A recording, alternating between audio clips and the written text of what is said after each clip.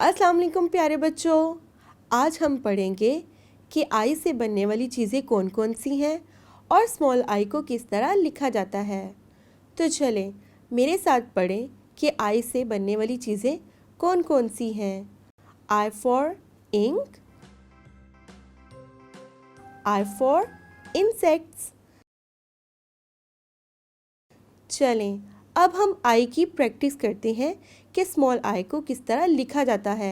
सबसे पहले सबसे ऊपर वाले डॉट पर पेंसिल रखते हुए एक लंबी सी लाइन खींचते हुए नीचे से थोड़ा सा कर्व कर देंगे और फिर इसके ऊपर एक छोटा सा डॉट बनाएं और ये बन जाएगा आई। चलें अब हम दोबारा इसकी प्रैक्टिस करते हैं।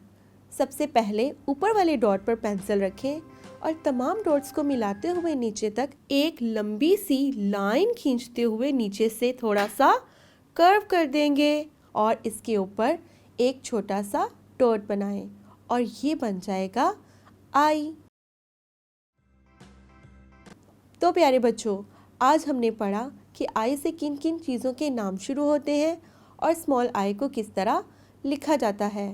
तो जल्दी से अपनी किताबें खोलकर आई की प्रैक्टिस करें और फिर मैं बहुत जल्द एक नई वीडियो के साथ हाजिर होंगी। तब तक के लिए अल्लाह हाफिज़।